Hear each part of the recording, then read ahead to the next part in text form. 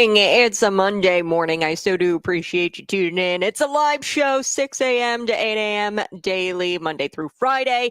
I hope you had a pleasant weekend. I had a wonderful weekend. A little bit of rain, but we definitely needed it. So I'm grateful for the storms. Maybe you're going through a storm right now. I'm glad that you're here on the Conservative Cat Show and you're tuning in because it feels like there's a big storm coming, right? It feels like there's going to be a big storm coming. We're less than 50 days away from this election, and we are your election headquarters. And any kind of questions you might have about this year's election can be answered at this upcoming Get Out the Vote rally that I will be attending along with my former co-host, Scott Robbins, and he is a host on the Markley, Van Camp, and Robbins show. You can listen to that on Cities 92.9 at 8 o'clock tonight. It's a hilarious show. Him, Markley, Van Camp, and Robbins, they are just too funny, and it is one of the best shows, if not the best show. I think it is the best show on Cities 92.9. We have an amazing lineup, but those guys, they definitely steal the show when it comes to their programming. So Scott Robbins and I will be at the Get Out the Vote rally. That is going to be on Sunday, October 6th. Now, if you have questions about the upcoming election, who's going to be on your ballot, I can help answer those for you in person. Now, this is a barbecue. Get your tickets now, $10. That's just to cover the food for everybody. It's a barbecue. So coming out to the Davis Lodge. It's on Davis Lodge Road, and it's in Hudson, Illinois. 6174 is the zip code. Just type it in your Google Maps. This is a place to enjoy good food, live music, beautiful lakeside setting. Bring out the kids. It's a cheap way to get the kids out as well. And then you can chat with me and Scott Robbins about the upcoming election. There's going to be a bounce house for the kids. There's also going to be games for the kids. So this is a kid-friendly event. It's going to all start. The activities will start at 4 o'clock, and it's going to go until about 7:30. Again, that date is October 6th. It's the Get Out the Vote rally put on by the McLean County Republicans. I can help answer any kind of questions you might have about the upcoming election, because I know we're all nervous about the storm. We're all nervous about the election. And hopefully I can provide as many answers as possible. We are your election headquarters, and we believe it's important to get out in front of you and answer any kind of questions you might have about today's news. So speaking of today's news, let's get into it, okay? A little bit of housekeeping. We're into the news now. Resurfaced video of Kamala Harris.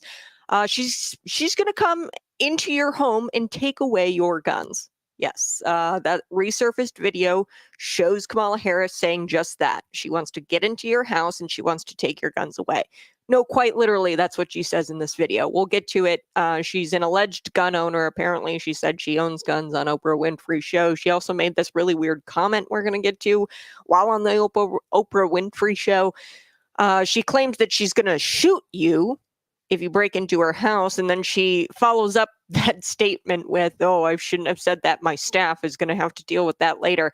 I don't know what that means, Kamala Harris. Does that mean, like, you don't stand by what you said? Are you worried about what your staff is going to respond with and how you'll be perceived by everybody else? You are a puppet, okay? And she's an alleged gun owner. I don't believe this woman has guns. I don't think she's ever touched a gun in her life. I'd love for a journalist, somebody with actual integrity, to ask her, "Hey, Kamala, you say you're a gun owner. What kind of guns do you have?" I think her answer would be hilarious. She'd be like, well, it's black and it has a trigger." Later, we are going to be listening to this clip. I don't know how this one whizzed by me, but it was on the Gutfield show. This is one of the most watched episodes of his show. It was an episode where they sat down with Donald Trump. In this episode, he reveals that Tim Walz is terrified of the American flag. I think it's quite funny. Tampon Tim, scared of the American flag. That shouldn't shock anybody, considering this guy has traveled to China at least 30 times. I don't know about you, but do you know any school teachers that traveled to China at least 30 times? No. He's definitely not middle class here, folks. They're lying to you.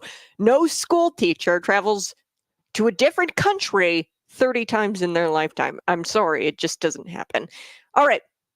Just because you legally possess a gun, that doesn't mean that Kamala will not walk into your home and check to see if you're being responsible and, confiscate them if you are not being responsible, if she thinks you're not being responsible with your guns. This is a resurfaced clip. Now, next to her is then Mayor of San Francisco, who is now the governor, Gavin Newsom.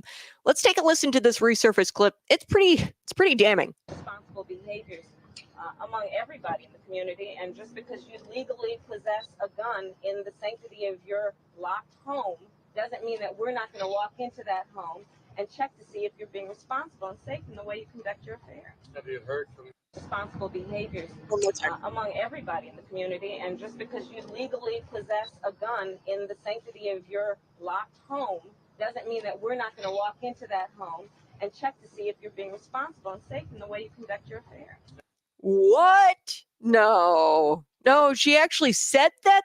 You may be wondering how someone who's threatened to violate your Second Amendment, your Fourth Amendment, your Fifth Amendment, all in one breath, is inches away from the presidency. She's inches away from being the most powerful person in the world. The answer to that is very unclear. I don't know why this isn't a serious country anymore. I talk about this all the time, but she didn't climb the ladder, folks, the political ladder, by being the type of lady that you take home to your mom.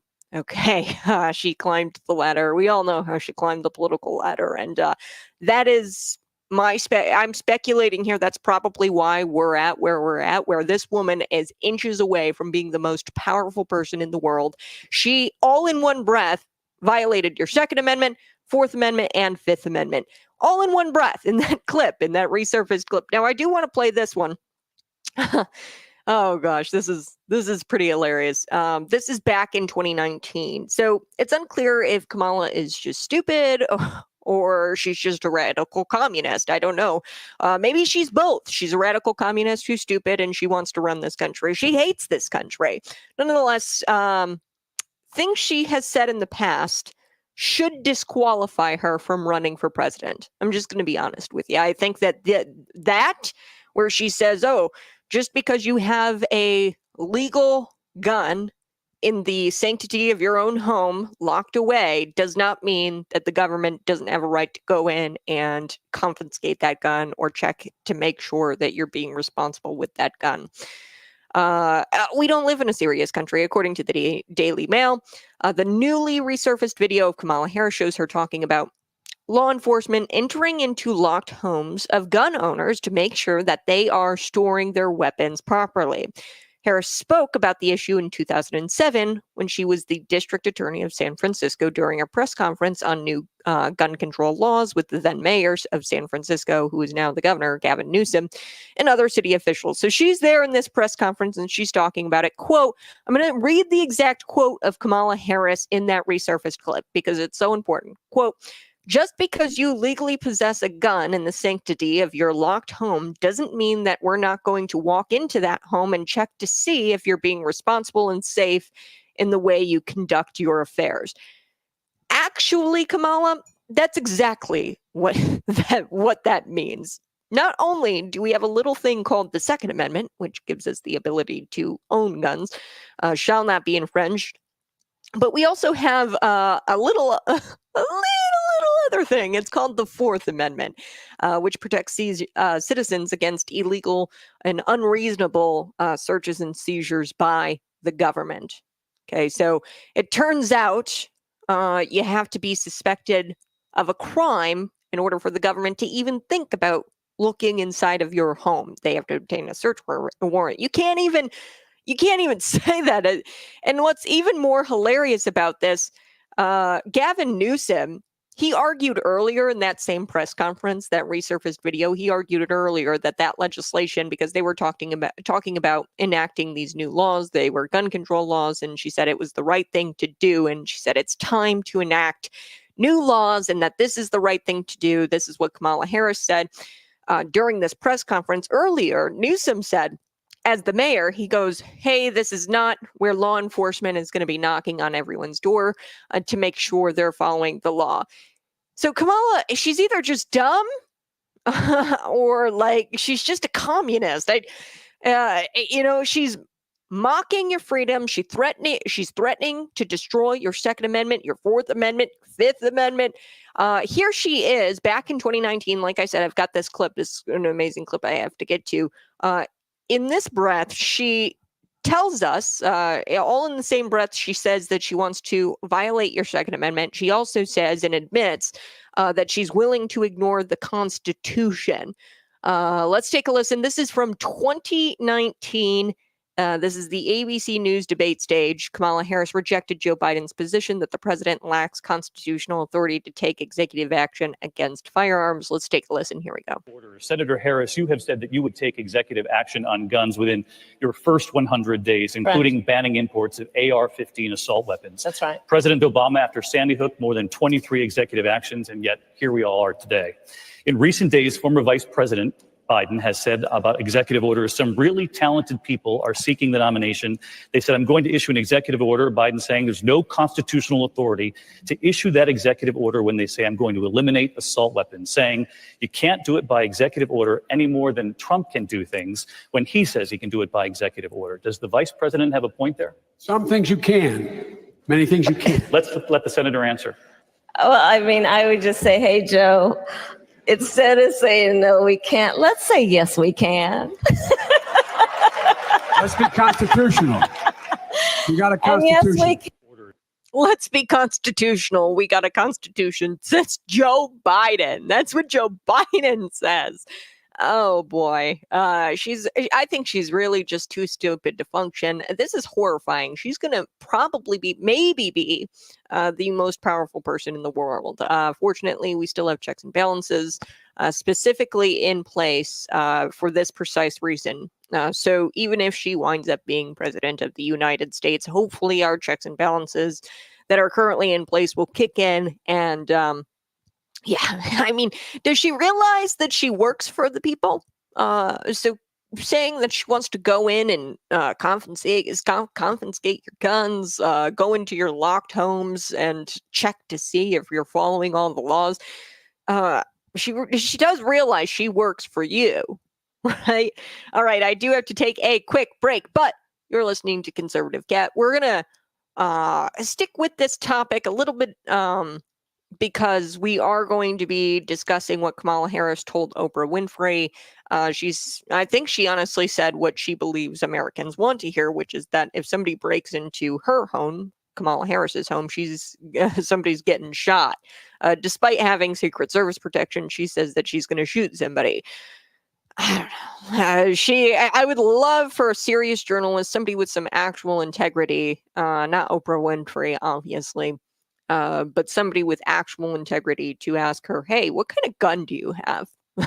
The answer would be hilarious. I'll be right back. It's Conservative Cat.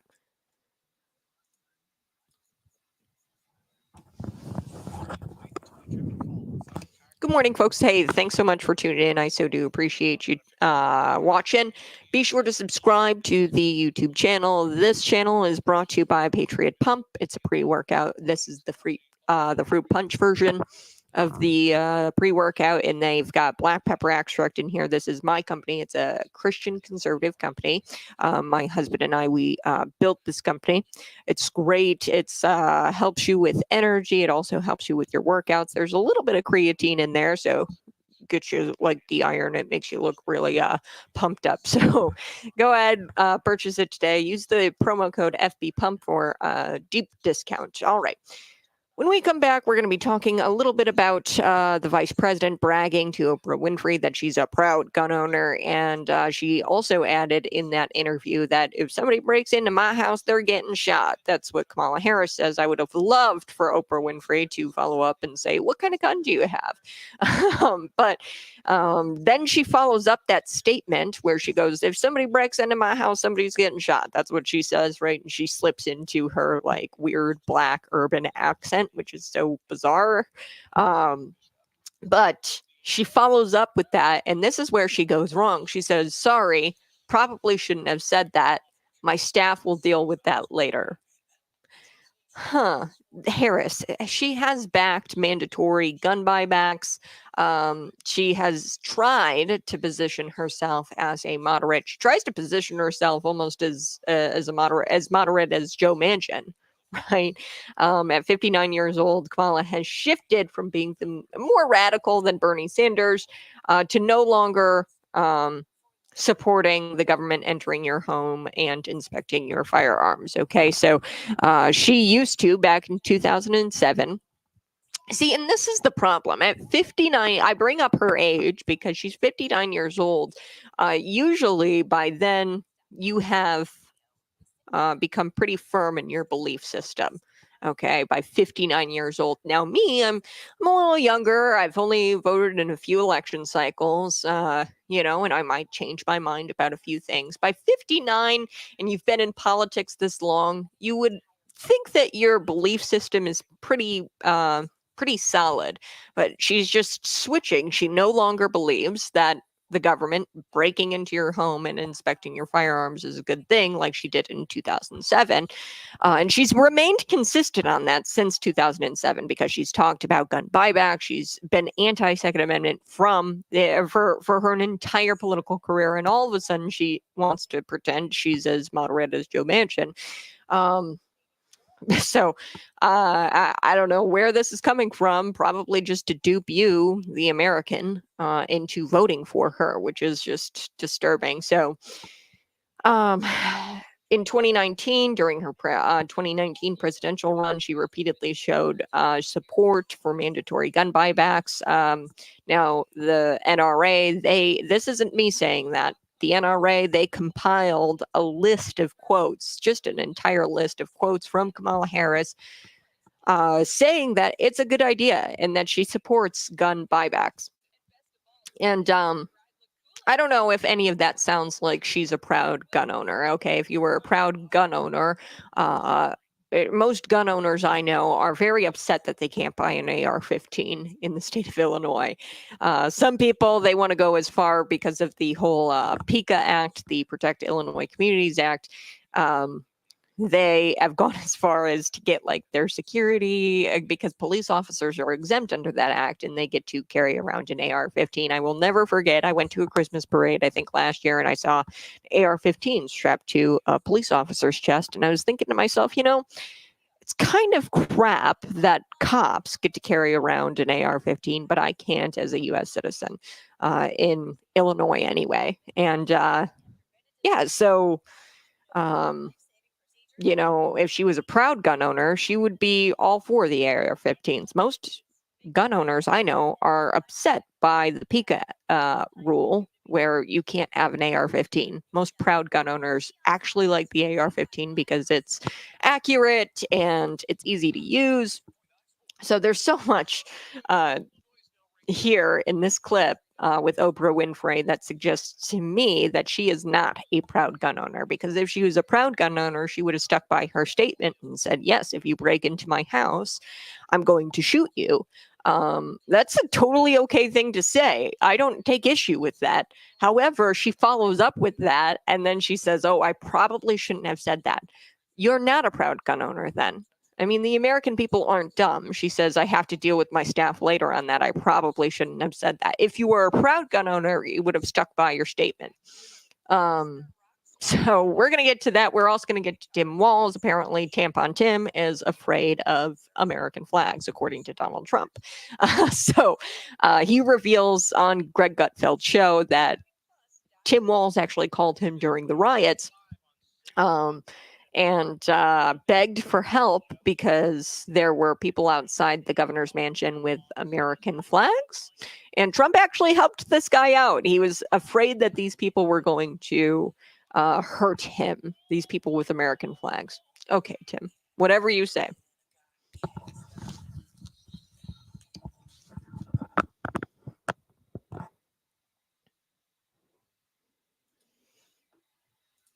Woo! Hey, good morning. It's Conservative Cat on Cities 92.9. So do appreciate you tuning in each and every morning. It's daily show, 6 a.m. to 8 a.m. According to Kamala, she is a proud gun owner and she's going to use her gun on trespassers. Yes. So, despite her entire political career, I just played a clip for you. It was a resurfaced video from 2007 saying, where she actually says, quote, I want to quote her exactly here. She says, just because you legally possess a gun in the sanctity of your locked home doesn't mean we're not, the government, going to walk into your home and check to see if you're being responsible and safe in the way you conduct your affairs. That's what she says verbatim in a resurfaced video right alongside then mayor of San Francisco, Governor Gavin Newsom, who is the current governor of California. Okay. So we played that clip for you in the debate in 2019. Kamala Harris rejected Joe Biden's position that the president lacks constitutional authority to take executive action against firearms.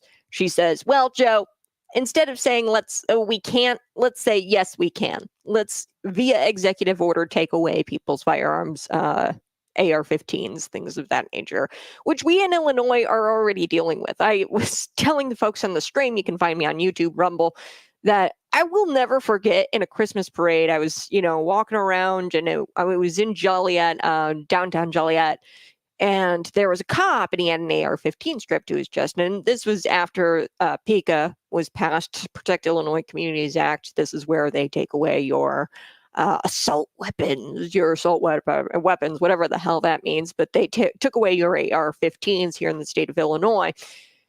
Nothing peeved me off more than to see that cop with an AR-15 strapped to his chest. And I'm like, I can't own one of those. If you're a proud gun owner, you love AR-15s. I'm sorry, but Kamala Harris, you have been consistent in that you're saying you want to ban so-called assault weapons. I don't know what that means. I guess it means an AR-15 to these people. And any proud gun owner has always said to me that they love AR-15s. They're accurate, they're easy to use. But anyway, so she has shifted from being more radical than Bernie Sanders to apparently no longer supporting the government entering your home to inspect your firearms. Okay, so she no longer supports that. She shifted from being more radical than Bernie Sanders. But there's no evidence besides her words, her lying words, that prove that she doesn't believe that anymore. Okay, she's 59 years old, folks, and she says she's as moderate as Joe Manchin now. At 59 years old, I would imagine your belief system is pretty solid. You're switching all of a sudden now, and it's because you want people to vote blue no matter who it is this November. And sorry, we're not going to believe your lies that you support the Second Amendment. You have consistently, since you've been in politics, you're 59 years old now, you have said that you don't like the Second Amendment and that you're not for it. So Kamala told Oprah Winfrey that she believes that she and really I think this is what Kamala Harris wanted. She thinks this is what Americans want to hear. And this is, of course, where if somebody were to break into Kamala Harris's home, they're getting shot. Okay. She said this solely because she thinks this is what you want to hear. And she says she's a proud gun owner. And she says, she brags about owning this gun, this alleged gun, which I think it would be so funny if anybody with some real integrity actually pressed her on this and asked her what kind of gun she has. But she brags about owning this gun. And she said, if anybody breaks into my house, shot. Let's take a listen to the Oprah Winfrey show. Here we go. I'm a gun owner. Tim Walz is a gun. I did not know that. If And I thought somebody that was breaks in powerful. my house, they're getting shot. Yes. I hear that. Probably should not have said that. But My staff will deal with that later. I'm a gun owner. I love this guy in the back.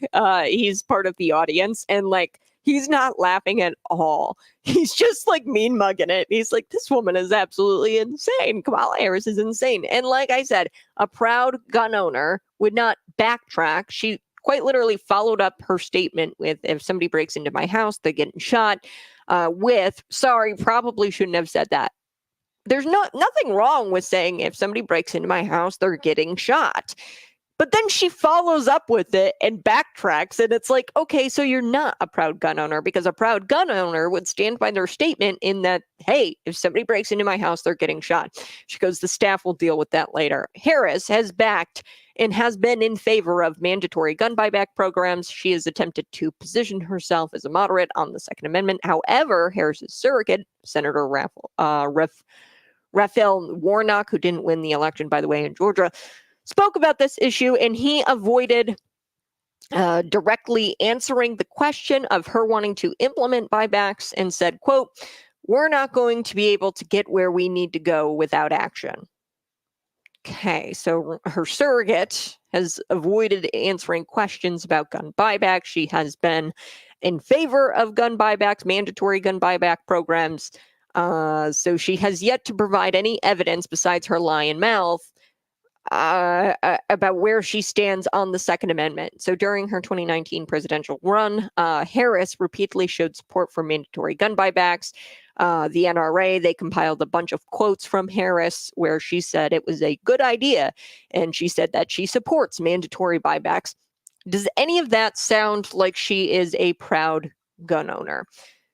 Why is shooting somebody funny to her? I'm sorry, but I don't laugh when I say if somebody's coming into my house, they're getting shot. Like my instant reaction is to not say that in a comical way or in a laughing manner. It's not funny when somebody breaks into your house and when you have to shoot them. Shooting somebody is never a joke. There's no reason to laugh, and any proud gun owner understands the severity of the situation if somebody breaks into your house and you have to defend yourself.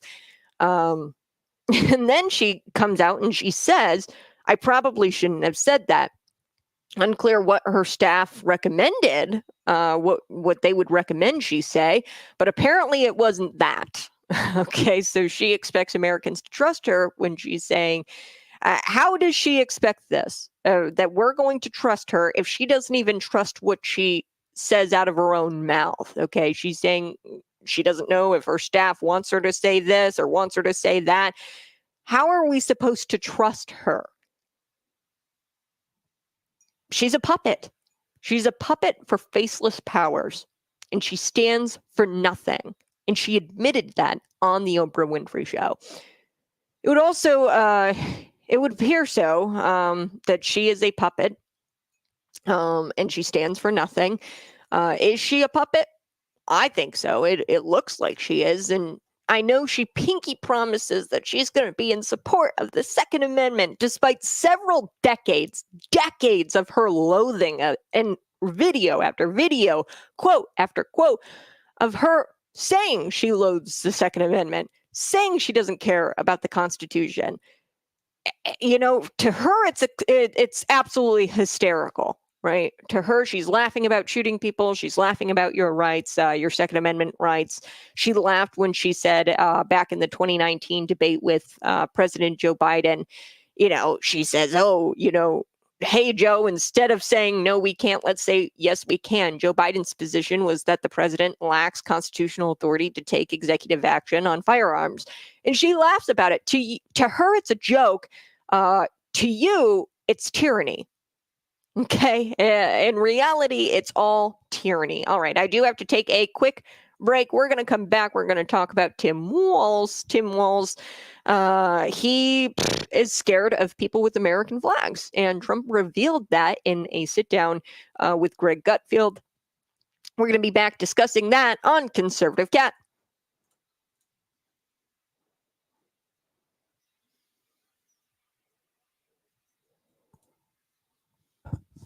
Yes, I couldn't agree more, Ken. Thank you so much for tuning in and also commenting. Be sure to like the program and subscribe. Yes, a true gun owner would have said the exact same thing, but with seriousness. And then definitely not backtrack on their statement, right? So she backtracked. She was like, oh, my staff probably wouldn't have liked that I said that. I probably shouldn't have said that.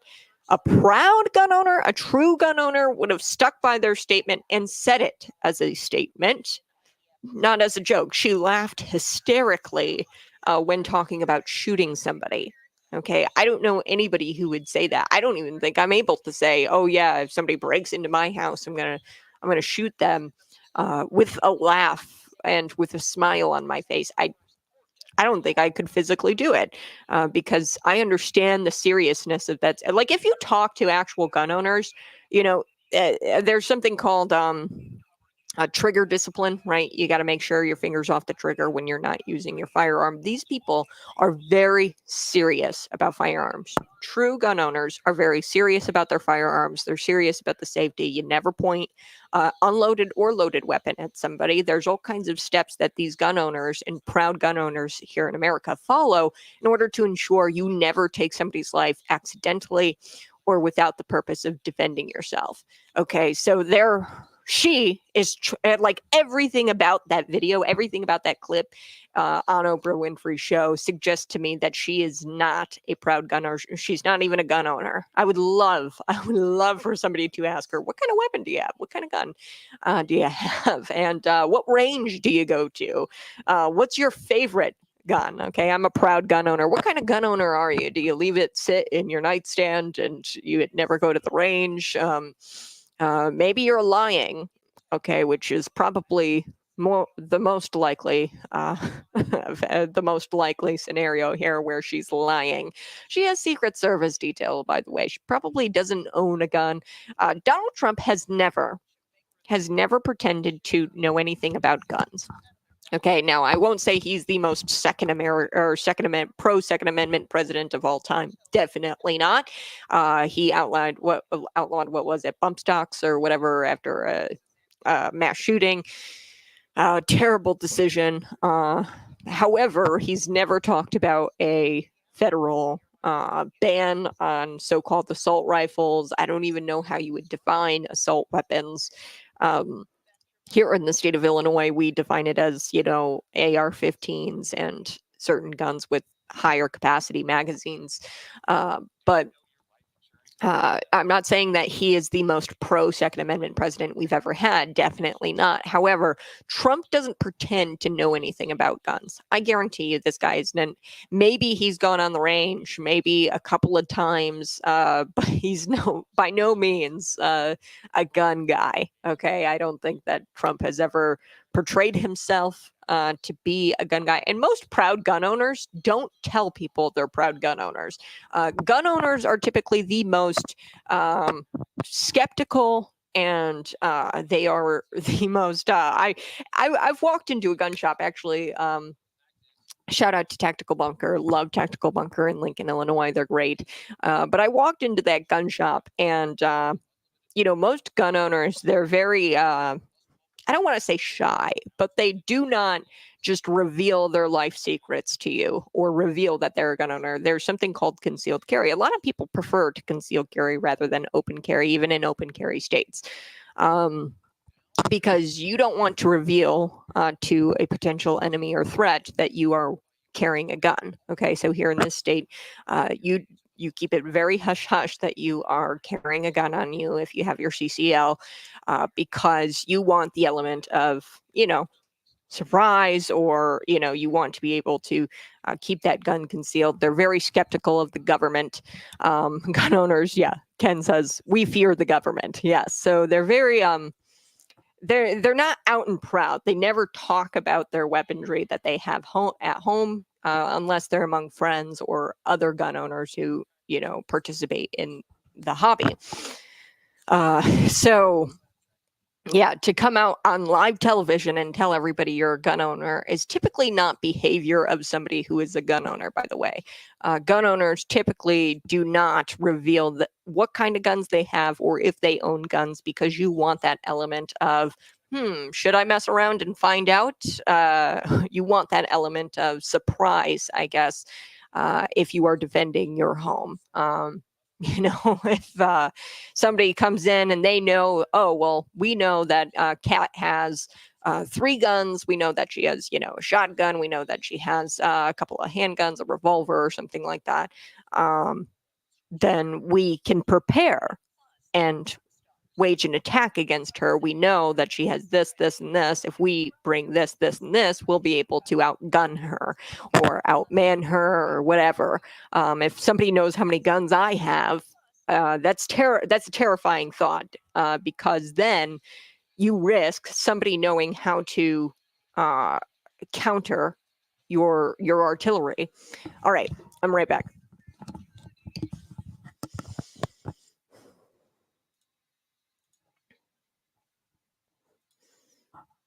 Hey, good morning. I so do appreciate you tuning in each and every morning. I love Ken's comment. He says, a true gun owner would say the exact same thing, in that, you break into my house, somebody's getting shot, but they would do it with seriousness. They would say it as a statement with seriousness. Kamala Harris cackled when she said, oh, somebody breaks into my house, they getting shot. That's not behavior of a proud gun owner. Gun owners are very serious people. They do not joke about taking somebody's life. There's something called trigger discipline. It's so strict in that you do not even want your finger to be around that trigger when you're out on the range. If you're, not using your weapon, you don't want your finger on the trigger. You don't want to point an unloaded or loaded gun at somebody. They're very strict about their rules, gun owners, in order to ensure that you don't accidentally take somebody's life or take somebody's life without the means of defending yourself, without doing it out of defense. Also, I don't think gun owners would get on live television on the Oprah Winfrey Show and tell the world that they are a gun owner. Most gun owners I encounter are typically very reserved people, and they do not let anybody know how many guns they have if they do own guns, because you run the risk of informing an enemy of your artillery size or your defense, your means of defense. And that's something you don't want to do as a gun owner. I would not tell how many people, unless I'm among friends, people I trust, what kind of guns I have, how many guns I have. I would never reveal that, in that I want to be prepared if somebody were to come into my home, and unfortunately you ruin any kind of element of surprise, or somebody, okay, Kat has 6 guns, let's bring 8 guns to her house so that way we can outgun her. Okay, so I would never reveal to somebody that I have, 6 guns, and these are all hypothetical. You guys will never know how much artillery I have, okay? But if I reveal that, then I remove the element of surprise, and my enemy can counter my artillery. So gun people are very, very reserved people. They wouldn't get out on live TV and tell everybody about their gun. You never see President Donald Trump do that.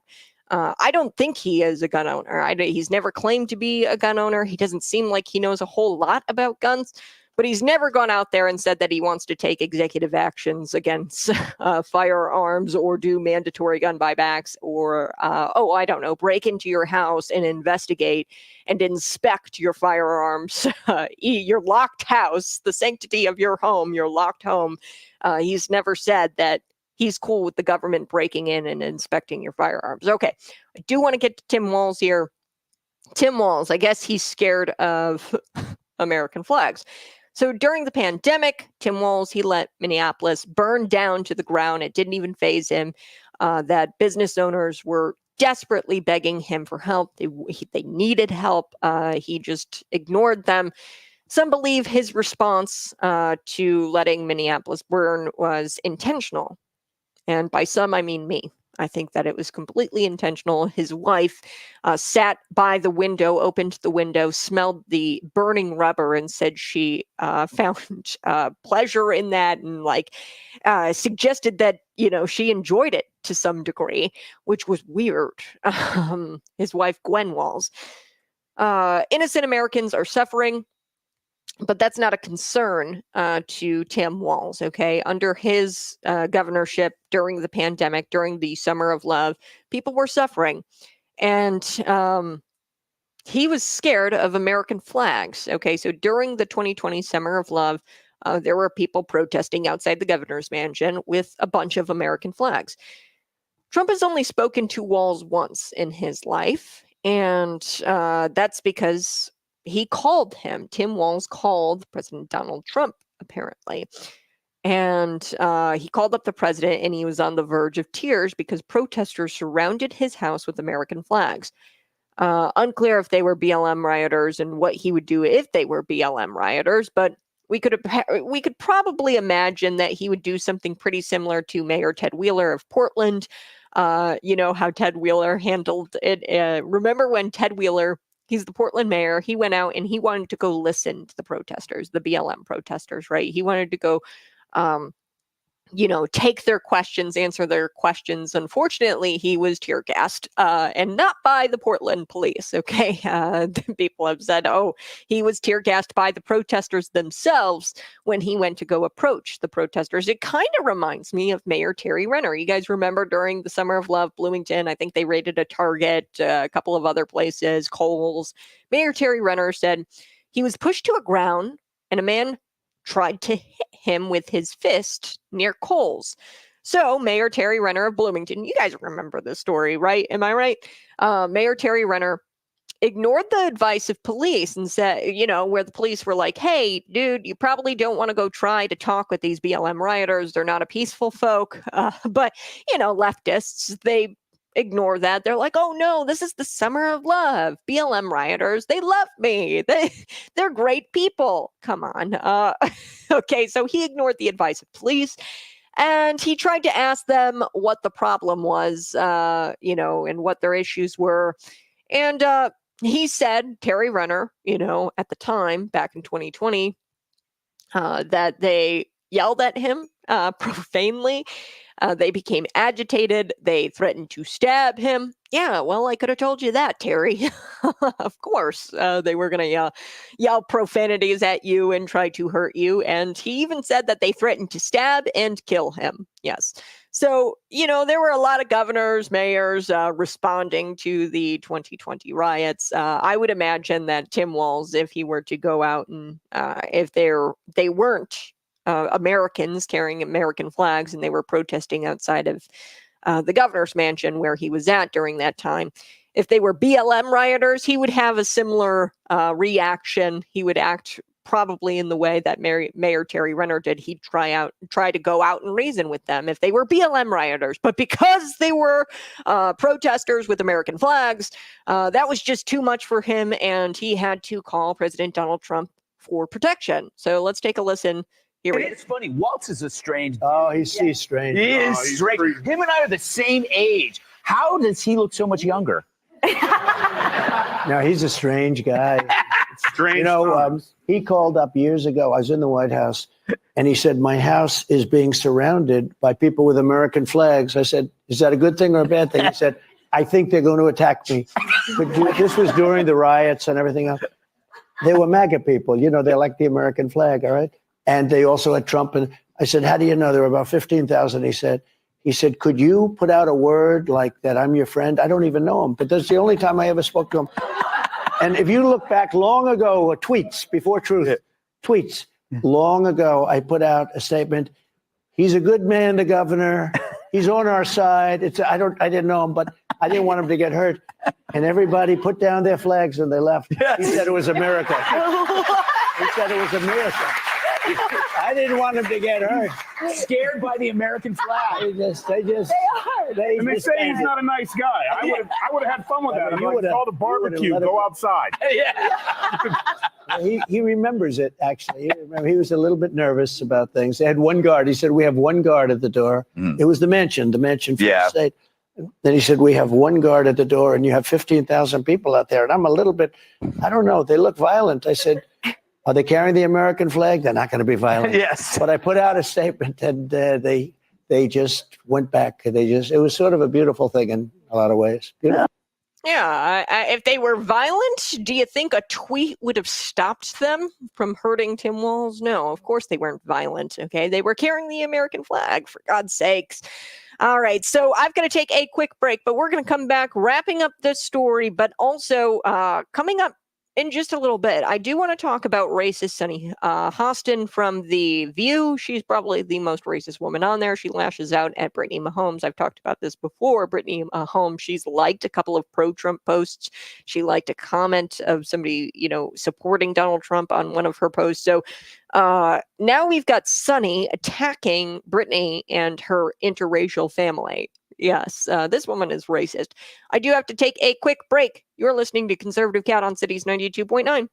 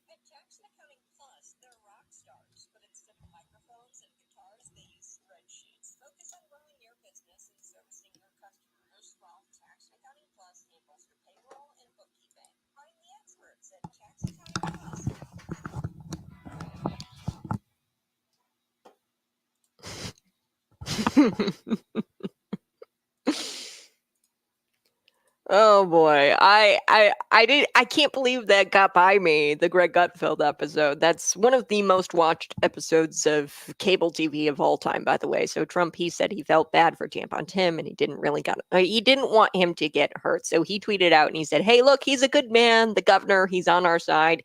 And Trump said, "I didn't know him at the time, but I didn't want him to get hurt." And everybody put their flags down. And then he said it was a miracle. I didn't want him to get hurt. So this is nothing new. Democrats are obviously afraid of inanimate objects and obviously they're afraid of inanimate objects that represent the country that they want to destroy. They're freaked out by the American flag. So, if you missed the story, Tim Walz, during the Summer of Love, called President Donald Trump and said, and he was on the verge of tears. He was like, "Can you tell them to back off? I'm afraid of them. I'm so afraid of these Americans with American flags outside the governor's mansion in Minneapolis, in Minnesota there, or in Minnesota." And there were these riots going on in Minneapolis, and he let the city burn down. Okay. And I believe he did this intentionally. Why do I believe that? His wife, Gwen, said that, she was sitting outside or sitting by her window and smelling the burning rubber. And she just wanted to take that in. She wanted to take in the smells of burning. And she talked about it as if she enjoyed it. So Trump, he obviously felt bad for him. This is nothing new. Democrats are afraid of objects, especially ones that represent the thing that they want to destroy. This man, who abandoned his troops, lied about it, Tim Walz, he is not how leaders should act. He's pathetic, and he let Minneapolis burn down to the ground. If Walz can't face a bunch of flags, how is he going to stand up to hostile countries? Okay. All right. I do have to take a quick break. But you want to come back on the other side because we're going to talk about how Kamala Harris just said nonsensical things on Oprah Winfrey's show. That's next. Be sure to find me on YouTube and Rumble. Subscribe to my YouTube channel.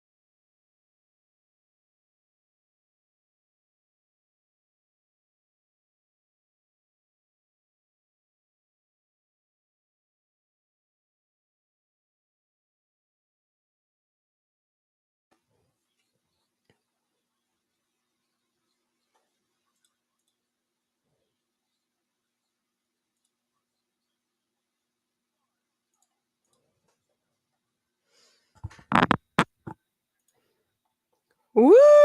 It's a Monday morning. I so do appreciate you tuning in each and every day, Monday through Friday, 6 a.m. to 8 a.m. Central Time. It's a daily show. And I hope you had a great weekend. I had a wonderful weekend. It was raining the other day, and I think on Saturday we went up to Springfield to watch the "Am I Racist" mockumentary with Matt Walsh, and the theater. Of course, they didn't have the air conditioning really on. It felt like it was off.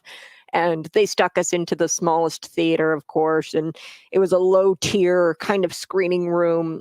They do this because they don't want you to watch it. Okay, AMC. We were at an AMC, I think it was, and they don't want you to watch the "Am I Racist" mockumentary. But it was a great film, hilarious. Spoiler. It's not going to spoil the whole mockumentary for you, but right now I'm going to describe a little bit of a scene. Let's just say you should totally watch it for the ending scene, where at one point Matt Walsh, he decides on his journey, at the end of his journey, he decides to do an anti-racist seminar.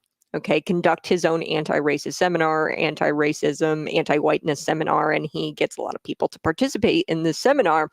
And he almost gets white folk to whip themselves in reparation for their crimes, their whiteness, to whip themselves like the slave drivers whipped black people back in the day. Very, very hilarious film. I laughed so hard. We were laughing, and I was gut laughing. And gosh, I think I was the loudest one in the theater because I got all of the jokes. And yeah, it was very funny. I highly recommend you go watch it. It's called "Am I Racist?" It's by Matt Walsh. Before we took the break, I was telling you a little bit about how Trump felt bad for Tampon Tim because he didn't want him to get hurt. Tampon Tim calls up Donald Trump, freaking out because there's some folks, some crowds with American flags, of course. And he calls up Donald Trump concerned, and he says, there's a bunch of people out here with American flags. I'm afraid they're going to hurt me.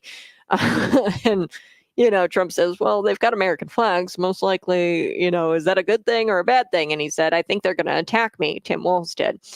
And Trump says, okay, I'll call him off. And he sends out a tweet. And of course, everybody puts their American flags down, which, by the way, a violent group of people would have not listened to Donald Trump. And they would have gone in and hurt if they were intending to hurt Tim Walz. That's what they would have done. But these people were MAGA people, and MAGA people tend to be very docile, family-oriented folk. So this man, like I said, Tim Walz, he abandoned his troops. He lied about it. And, this is not the way leaders act. How are we supposed to expect Tim Walz to face hostile governments as vice president if he can't even face a bunch of flags? He's afraid of the American flag. That being said, Trump did the right thing. Okay, he did. He did the right thing, but it doesn't make Tim Walz look any less cowardly.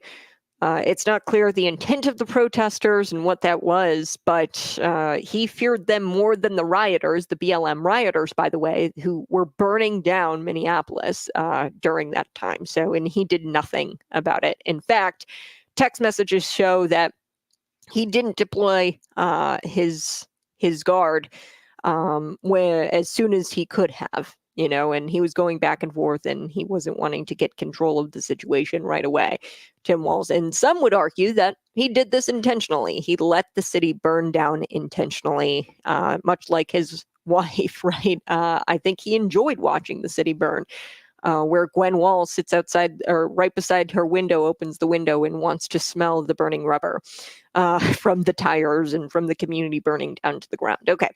This hour, we've got so much to get to. Before I get to today's news, I do want to tell you about the Get Out the Vote rally. This is crucial that you show up. It's October 6th. Let's show up. It's the McLean County Republicans. They're hosting it. It's at the Davis Lodge. There's going to be food, live music. It's a beautiful lakeside setting. Davis Lodge. It's in Hudson, Illinois. I will be there. There will also be a special appearance by Scott Robbins. He is the co-host of Markley, Van Camp, and Robbins, which you can tune into later tonight at 8 o'clock. Today's news. This nonsensical Kamala Harris answer is really just an insult to nonsense. Okay, so this woman truly has no idea what she's doing. And that was clear on the Oprah Winfrey show. We're going to get to that. Plus, racist Sunny from The View, she lashes out at Brittany Mahomes and even goes after her interracial family. When you watch Am I Racist by Matt Walsh, you're going to realize that the most racist people on this planet are these anti-racist individuals, these anti-white individuals, leftists, these DEI type diversity, equity, and inclusion people. They are the most racist human beings on the planet, and you're going to realize that DEI is just a scam. These people are scamming people out of money, and they are hosting seminars, they're writing books, they're getting all kinds of money in the name of diversity, equity, and inclusion. Sunny has got to be the most racist woman on The View. And that's saying something. Okay, I do want to also get to this video. It's very cringy. They released it, the cast of Hamilton. They released this new election video, and it is cringe, off the charts. It is terrible. It makes me itch. The cast has released this video, and they are reminding you to vote. They didn't outright endorse Kamala Harris in this video, but it's pretty clear that if you need a reminder from the cast of Hamilton and you need a musical number to remind yourself to vote, most likely you're a Kamala Harris supporter. And if you're watching this and you look at it and you're like, yeah, I forgot to go vote. I forgot to go register. Thank you, Hamilton cast. Most likely you're a Kamala Harris supporter. Okay. So Kamala Harris, she's a poor candidate. She's a poor human being. She can't really speak well. She can't publicly speak. And if there's a more pure example of how horrible Kamala Harris is, it would be hilarious to watch. But I don't think that there is. Nothing out there exists that is more of an example of how horrible Kamala Harris is. This clip, Oprah, she hosted a town hall meeting with Kamala Harris supporters, by the way. So this wasn't like she wasn't around friends. She was around friends. And this event was painstakingly crafted to make sure Kamala Harris looked good. Nobody was she was given softballs, folks, and nobody was there that didn't like Kamala Harris. This town hall meeting was supposed to be a chance for Kamala Harris to look good. It would not surprise me if the staff wrote the questions for the Kamala Harris supporters ahead of time, much like the ABC moderators gave Kamala Harris ahead of the debate the questions. An ABC producer swore to that in an affidavit and said that they gave her the questions ahead of time and that they weren't going to fact check her in real time, but that they would fact check Donald Trump. So I wouldn't be shocked if these attendees, these audience members who asked questions of Kamala Harris during the Oprah show, if they got the questions ahead of time. So Kamala Harris, she tossed word salad. And this one has got to be in the books. Harris Hall of Fame, courtesy of Oprah Winfrey. Let's take a listen. Here we go. You're criticizing U.S. foreign policy. What would you do differently, Donald? I'd make our allies, forgetting about the enemies you can't talk to so easily. I'd make our allies pay their fair share. We're a debtor nation. Something's going to happen over the next number of years with this country because you can't keep going on losing $200 billion. And yet we let Japan come in and dump everything right into our markets and everything. It's not free trade. If you ever go to Japan right now and try to sell something, forget about it, Oprah. Just forget about it. It's almost impossible. They don't have laws against it. They just make it impossible. They come over here, they sell their cars, their VCRs, they knock the hell out of our companies. And hey, I have tremendous respect for the Japanese people. I mean, you can respect somebody that's beating the hell out of you, but they are beating the hell out of this country.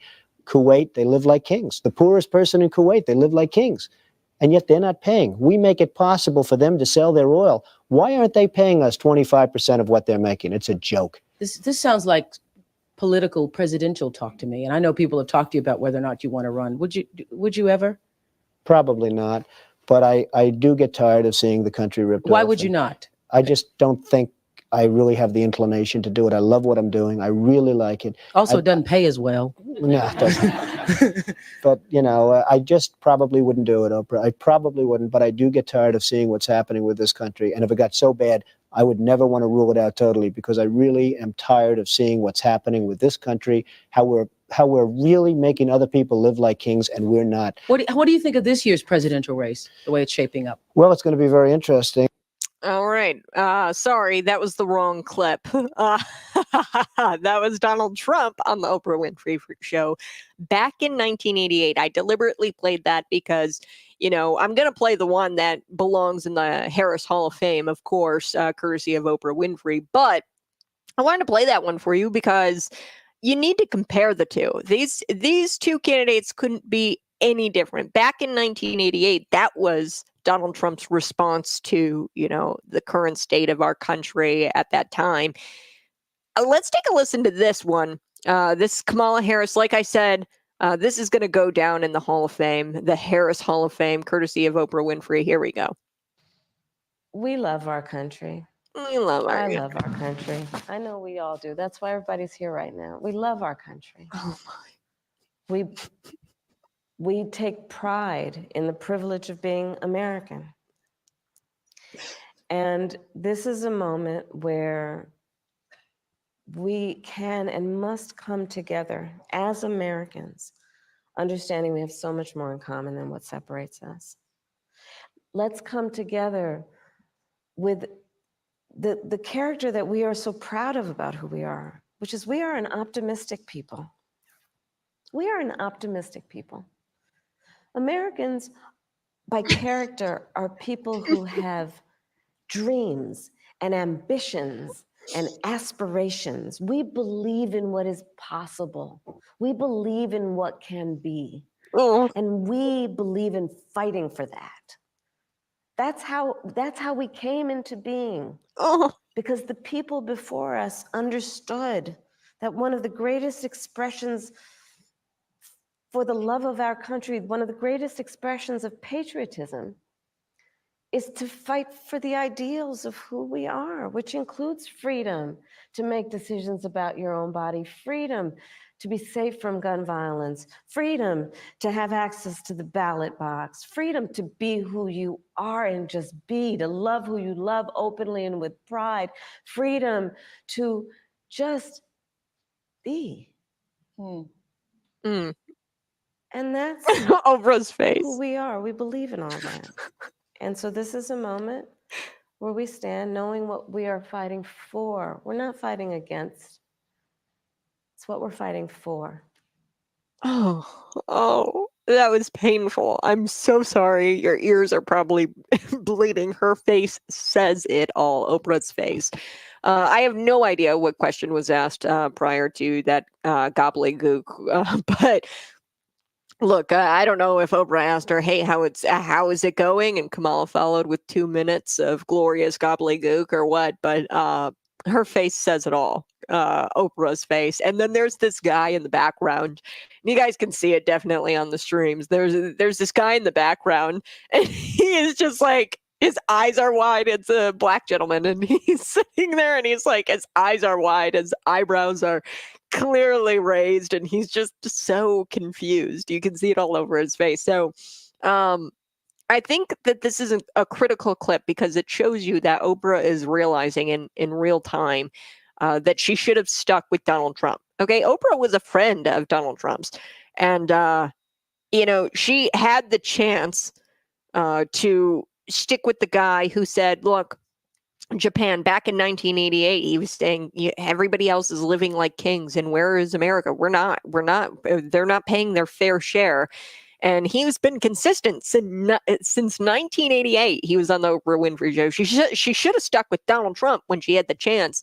And that's what makes this clip just gold. The rest of the event, again, it was a town hall meeting, and Kamala's supporters were there, giving her softballs, making things really easy for her. And it didn't go much better after that. Watching Oprah interview Kamala was very painful. And then there was a guy who came up and asked questions.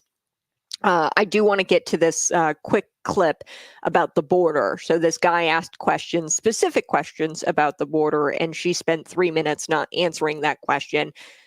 She also was asked, quote, the question was, "We'd really love to know your plan on lowering the cost of living," which her administration caused, by the way, the increase when it comes to the cost of living. Kamala Harris's answer is something you've got to listen to. On the other side, this is Conservative Cat Cities 92.9. Find me on YouTube and on Rumble.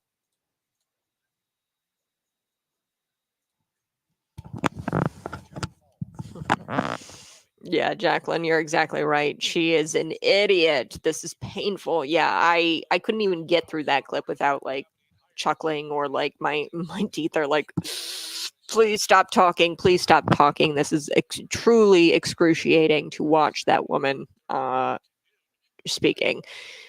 And then I compared the two, right? You saw Donald Trump back in 1988 talking about the Japanese and how they're making out like kings, and they're selling their cars and their VCRs. And he goes, "You can respect the hell out of people." He goes, "I respect the Japanese people for what they're doing. They're beating us." And he goes, "You can respect people who beat you, but we're tired of coming in last. America's tired of." And he says, "Look, I'm tired of seeing this country go to hell." And he's been consistent on that. So it's remarkable. This woman, she gets worried. Clearly, I played the clip earlier about her being a gun owner, and she said something to the effect of, "Oh, you know, if you come into my house, I'm going to shoot you," right? And she says, "I'm a proud gun owner. If you come into my house, I'm going to shoot you." And then she backtracks and says, "Oh, well, I shouldn't have said that. My staff is probably going to have to deal with that later." You know, this woman has to have her staff throw practice dinners. This is legitimate. They throw practice dinners so she can prepare to act like a human being in public. Okay. And uh, she's so terrible at speaking. She's so terrible that her staff has to orchestrate her everyday movements, her everyday habits and talking, and she can't even act like a human. Okay, not even Oprah could have put this train wreck back on the tracks, right? Oprah was sitting there and she was just like, what is going on? I don't even know how to get this woman to sound semi-intelligent. So we're going to come back. We're going to play some more clips. Be sure to subscribe to my YouTube channel and find me on Rumble.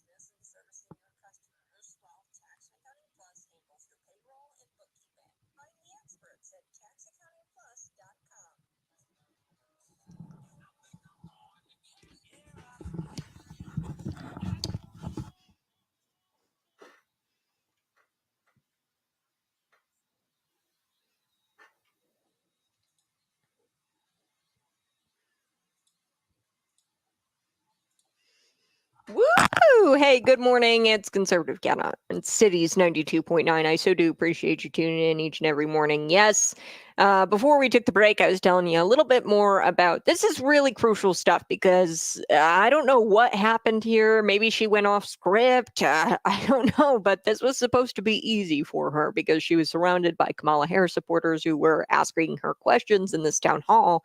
And this guy, he looks off to the side and he's like, what's going on here? When he asks this question about the border, okay, she went into this answer for 3 straight minutes, not answering the question. Okay, he asks her a very specific question about her border plan, and she doesn't answer the question. So let's take a listen to this. This is, of course, Kamala Harris on the Oprah Winfrey Show. Here we go. Having to deal with this lie that has endangered the lives of Haitian people and anybody who looks Haitian. Everybody in America feels for that. And everybody in America, left, right, middle, has concerns about immigration. Yeah. And I'm told that Justin, where are you in the audience? Justin, hello. In our audience. Hello, Madam Vice President. You live in Michigan. Yes, ma'am. Don't you love saying hello, Madam Vice President? I do. What's your question? It's an immigration question. My question for you is, when you become president, what would be your specific steps? Yeah, of course. What would be your specific steps to strengthening the border? So it's a wonderful and important question. My background was as a prosecutor, and I was also the elected attorney general for 2 terms of a border state. So this is not a theoretical issue for me. This is something I've actually worked on. Okay. I have prosecuted transnational criminal organizations for the trafficking of guns, drugs. Real quick, I gotta interject here because she says I've prosecuted transnational gangsters, drug traffickers, human traffickers. There was a very specific case. She comes in at the end. Okay, she was not the prosecutor at the time. There was this big case where they did indict a bunch of drug traffickers, human traffickers, things like that. And it was transnational human traffickers. And it was a huge case in California. She had nothing to do with it. Okay, she came in at the end and took all the credit from, the local law enforcement there, participated in this years-long investigation. It was years long, and she comes in at the end and takes credit, by the way. So when she says that, she's referring to one specific investigation that led to the arrest of multiple drug traffickers. And it was a years-long investigation that she did not take part in. She came in at the end and took credit for it. But here we go. And human beings. I take very seriously the importance of having a secure border and ensuring the safety of the American people. Sadly, where we are now can be traced most recently back to the fact that when the United States Congress, members of the Congress, including some of the most conservative Republicans, came up with a border security bill. And here's what that border security bill would have done. It would have put 1,500 more border agents at the border. Let me tell you, those border agents are working around the clock. It would have just been about giving them some support and relief, which is probably why the border agents actually endorsed the bill. It would have allowed us to stem the flow of fentanyl. And I'm looking at people from all over the country here. So I don't need to tell the folks who are watching this what fentanyl has done to families, to kids in our country. And you don't give a damn because that border security bill she's talking about actually would have enshrined, there was thousands upon thousands of illegal aliens. It would have given them the ability to become like citizens de facto, like no background check, no nothing, no papers needed. You just let in thousands of illegals and give them citizenship. No, there's no checks, no balances to see who these people are. And that's why the conservative Republicans, they didn't vote for it because it would have enshrined in law. It would have enshrined in law the citizenship of thousands of illegals without any checks, without any documentation. And that's why they voted against that. Need to take seriously stemming the flow coming into our country and addressing that extraordinary and tragic issue in terms of its effect. The bill would have allowed us to have more resources to prosecute transnational criminal organizations. And it would have been part of the solution. And Donald Trump called up those folks and said, don't put that bill on the floor for a vote. He blocked the bill, and you know why? Because he'd prefer to run on a problem instead of fixing a problem. So instead of answering the question and providing a plan when it comes to securing the border, she decided to skirt around the question and blame Donald Trump. And as I told you, this border bill was not a border bill. It was enshrining into law thousands of illegals. I mean, it's essentially what we have now, but enshrine it into law. Okay, and make it legal for thousands to pour over the border and not go through some sort of immigration checks. Okay, so it would have just made illegal immigration legal in the sense that, you just let them come over the border and automatically they're citizens. And it would have done that for thousands and thousands and thousands. So that border bill sucked. It sucked. Okay, that's why they voted against it. And yeah, they put in all of these, of course, nice little things like more border patrol agents, everything she was talking about. Sure, it sprinkled a little bit of that in there, but it also dedicated billions to Ukraine to send more money overseas that we don't have. I do want to play this clip as well. Now, this is about the cost of living. The question was, we'd really love to know what your plan is to lower the cost of living.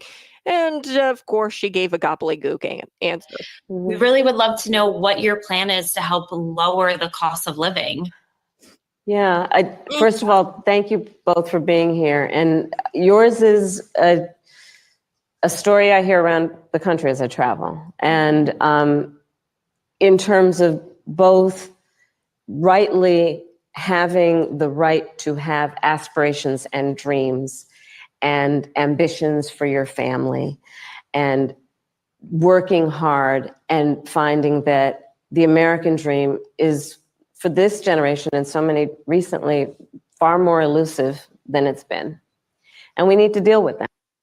We really would love to know what your plan is to help. Okay, so I don't know. Oprah Winfrey, she could not get this train wreck back onto the tracks. Okay, it's remarkable. This woman, I'll remind you, she needs her staff to throw her practice dinners, and this actually happened, by the way, to prepare her to act like a human being in public. And of course, it shouldn't come as a surprise that she's terrible at speaking and public speaking, because her staff prepares her daily to go in front of people. They throw practice dinners for her.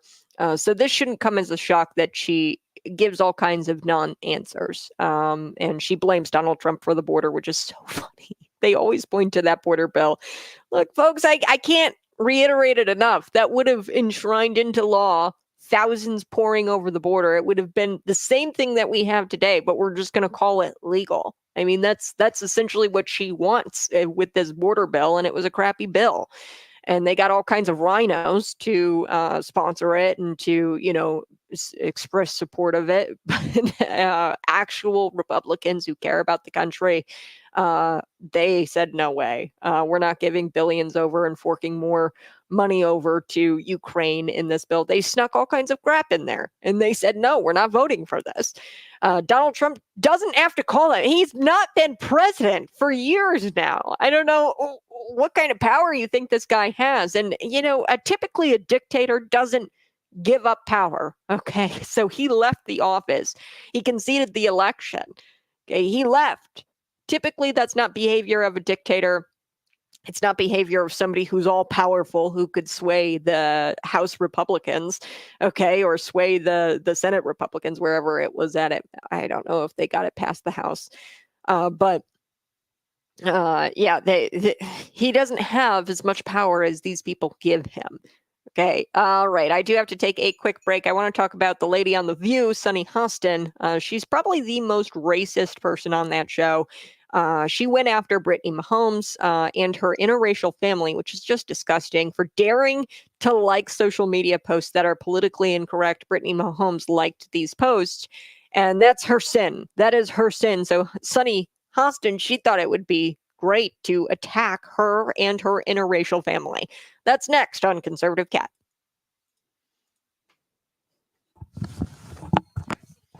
Hey, good morning. So do appreciate you tuning in each and every single day. Go ahead, subscribe to my YouTube channel. Yes, Jeff Frank. I always see Jeff in the comment section, and I think it's so funny.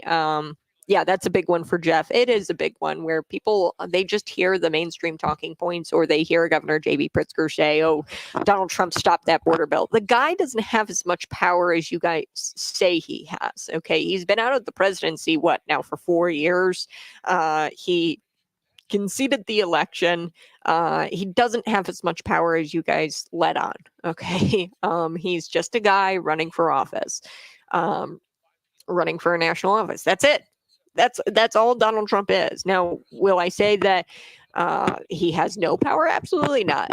People love him, and that is power. Okay, when people love you, genuinely think you're a good candidate, that is powerful because because people will do what you ask of them because they trust you as a candidate.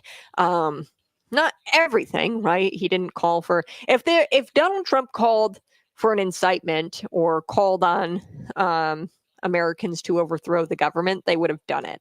Okay. Donald Trump didn't do that.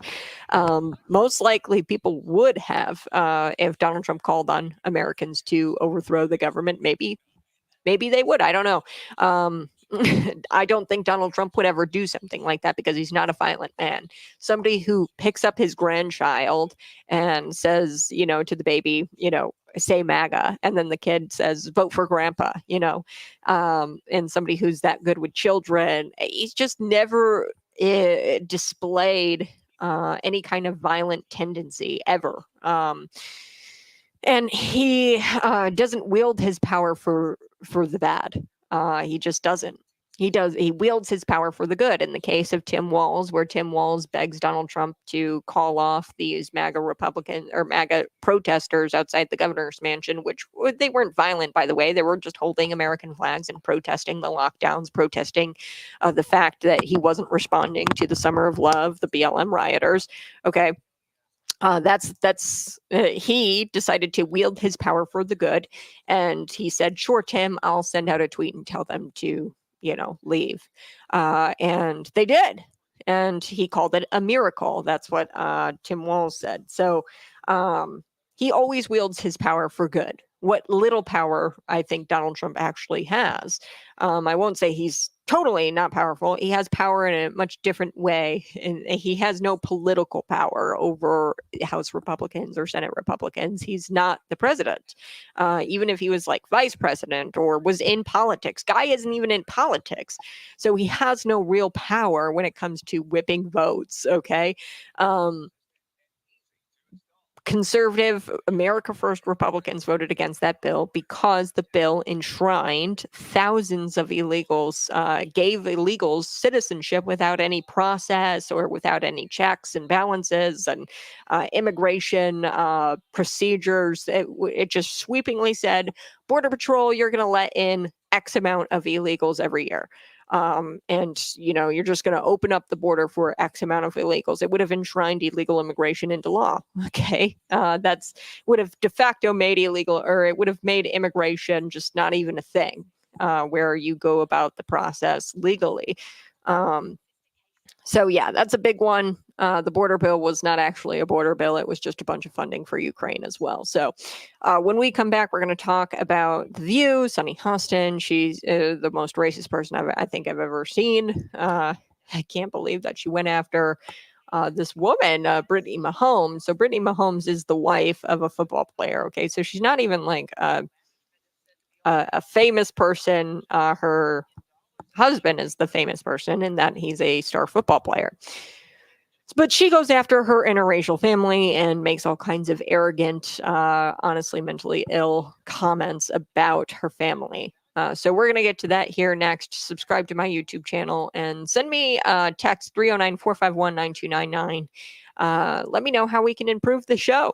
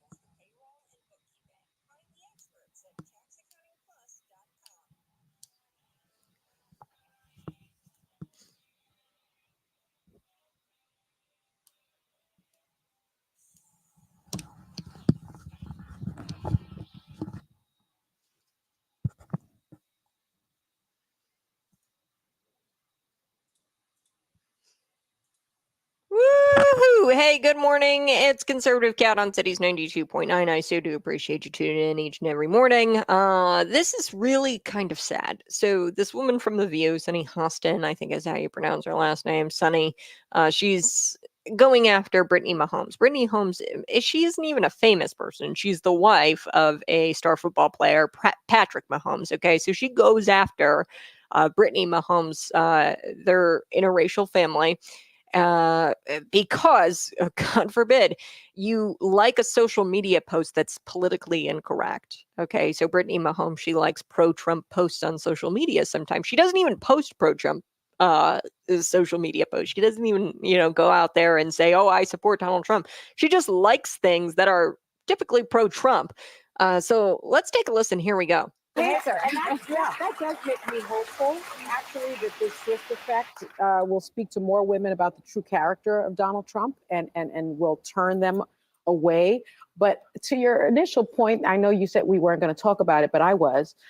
It just seems to me that since she is in an interracial marriage, she should have known that to support a racist is problematic. Her children are biracial, and her family is one of the families that in the 70s could not have lived in any of Donald Trump's buildings. So it just seems to me that maybe she's just not that politically savvy, or maying she's just not read in. Granted, but it's all we know is that she liked a Trump post. We don't know. She hasn't stated that she supported him, but that's fair to interpret that she may have, but we don't know that she's a supporter.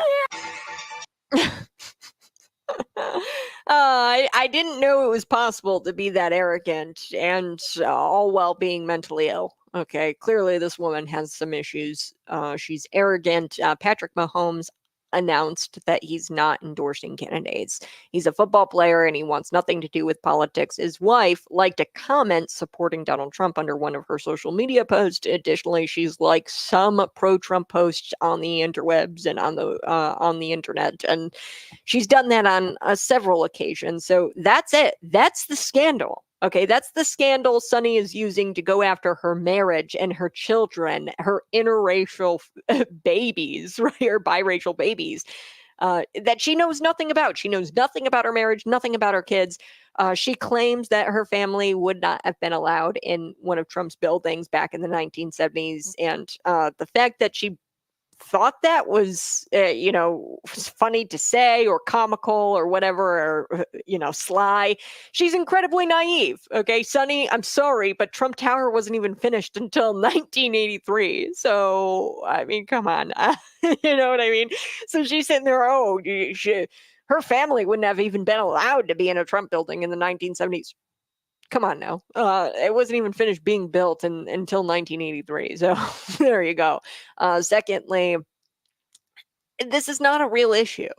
Sunny needs to humble herself and say, hey, this is not a real issue. Brittany Mahomes isn't even a celebrity. She's married to a football player who has come out and said that they're not endorsing anybody. Okay. And she just likes some pro-Trump social media post on occasion. What's wrong with that?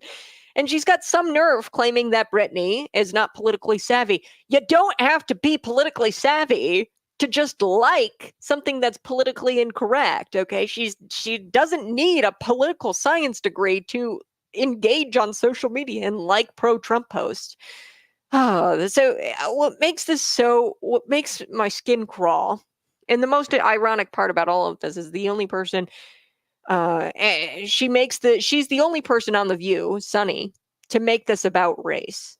Nobody else is talking about race at all. Brittany Mahomes, she didn't like a single post. All of her pro-Trump posts that she liked didn't have anything to do with race. There was one post that she liked that it was everything that Trump was going to do policy-wise, and it just listed it all out, like secure the border, make crime illegal again, all these great things. And Brittany had liked that, and that had nothing to do with race. Okay, nothing. She's making everything about, Sunny is making everything about skin color and calling out Brittany Mahomes for supporting Donald Trump because her children are biracial. The fact that she believes the Mahomes family must act, think, or vote a certain type of way because of the color of their skin is deranged, and it should totally be condemned. It's wrong. Sunny is a race-baiting leftist, and the fact that she gets paid millions probably to talk about this and say such nonsense on TV is just unfathomable. But this is the embodiment of the left. She gets paid. It's a scam. She gets paid to race bait. She gets paid to say this nonsensical crap about Brittany Mahomes' family and go after her interracial baby and her biracial babies. Okay, so it's just so sad. So I do have to take a quick break. When I come back, I'm going to wrap up the show. I'm going to play a little clip for you. The cast of Hamilton is reminding you to vote. If you need the cast of Hamilton to remind you to vote, you probably are too naive to be voting. If you needed the Hamilton cast to remind you to vote, you probably shouldn't be voting anyway. But this is exactly what Dems need. Okay, they would never hold power. They would not be holding power if it's not for the most arrogant or ignorant voting base. Okay, they need that ignorant voting base in order to win elections. Hamilton, they released a song for the presidential election. I've got it here next on Conservative Cat Cities 92.9. Text me 309-451-9299.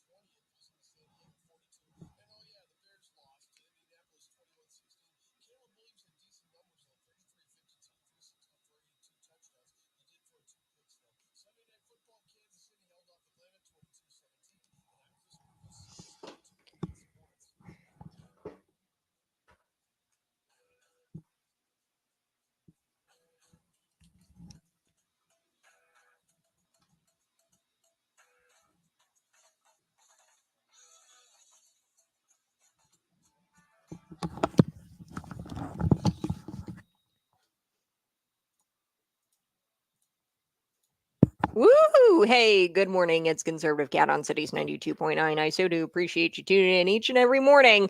Before we took the break, I was telling you about the cast of Hamilton. They released this video. They're reminding you to vote.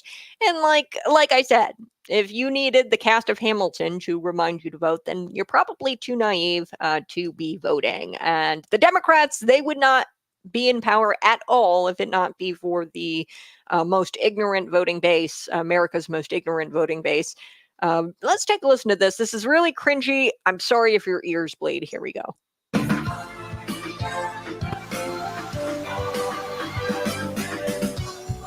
America decided by ladies who vote.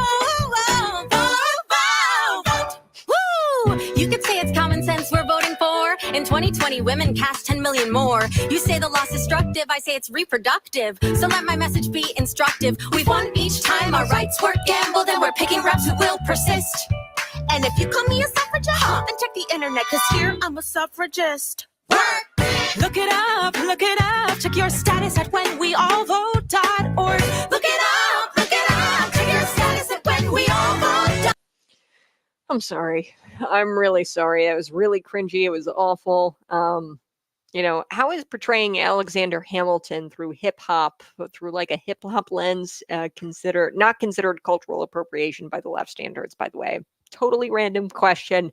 I've never understood the Hamilton theatrics, you know, and this is just so annoying. You've got these women and they're like, oh, call me a suffragist. I'm not throwing away my shot to vote. Like, okay, what does that even mean? Throwing away your shot to vote? Like, women have the right to vote, okay? Are they suggesting that we don't have the right to vote? I don't understand.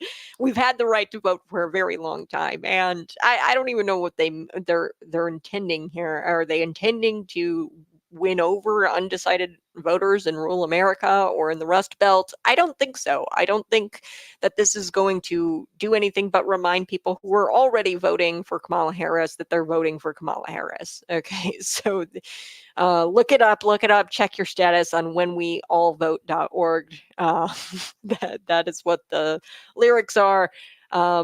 This video is obviously intended for low IQ voters, and it's as simple as that. No serious person would think that this does anything but hurt your ears. So like I said, this is, it's kind of sad that the only requirement you need is to be able to breathe to go vote in this country. But yes, that does nothing for the benefit of this country to have individuals that need this as a reminder to go vote, to be voting. You guys have a blessed day. If you want to go watch the full version, I highly recommend you don't, because your ears are gonna bleed. They didn't endorse Kamala Harris directly in this video, but come on, most people know that these people are not going to be voting for Trump. The cast will not be voting for Donald Trump. And most people voting for Trump don't need to be reminded to cast their ballot. Okay, we would walk over broken glass to go vote for Donald Trump. Okay, we definitely don't need a reminder. Cast of Hamilton. All right, bye-bye. Love you so much. We'll do it all over again tomorrow morning, 6 a.m. bright and early. I'll see you then.